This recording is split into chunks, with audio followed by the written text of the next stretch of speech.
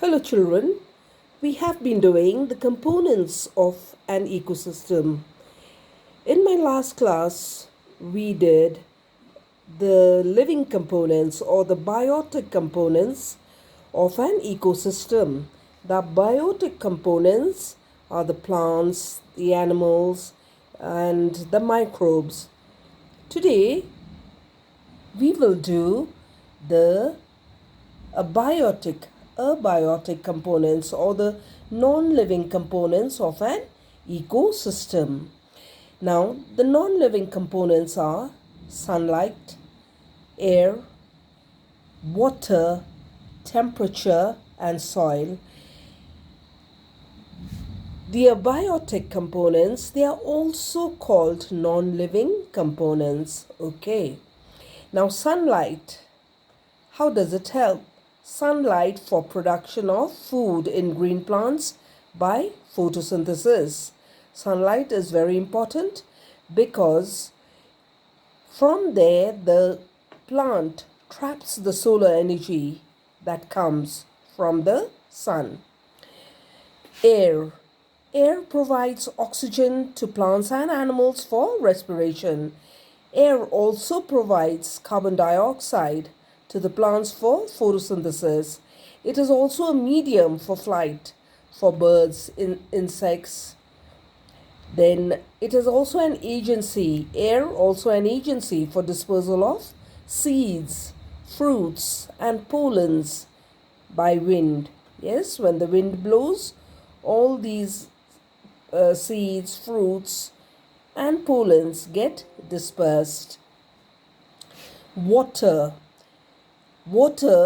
it is received as rainfall, it is absorbed as soil water, then it is taken by the plants from the soil, it is absorbed by the plants from the soil, and it is taken by the animals from the drains, puddles, or rivers. Then comes the temperature. It influences the body functions of the plants and animals living in that region. The temperature, it influences the body functions wherever that region may be. If it is in a hot place or a very cold place, wherever it may be, temperature always influences the body functions of plants and animals living there. Now, soil. Soil is very important. It is a foremost important component of all ecosystems. Why? Because all plants grow on soil.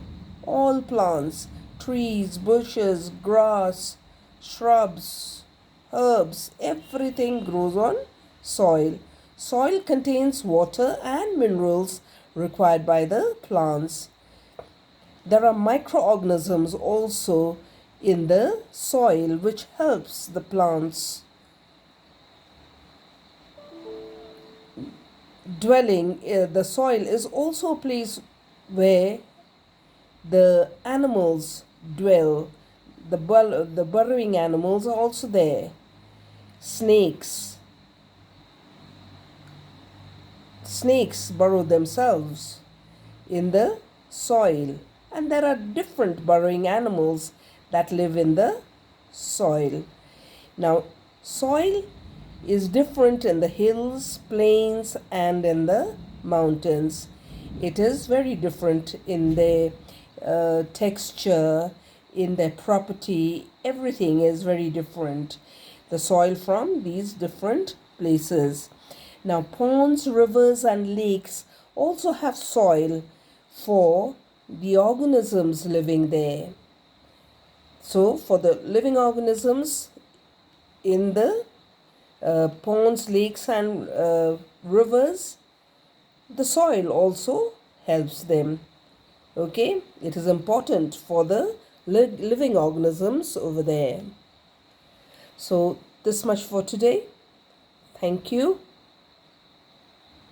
Let me just give you, okay, this is the sunlight, air, water, temperature, and the soil.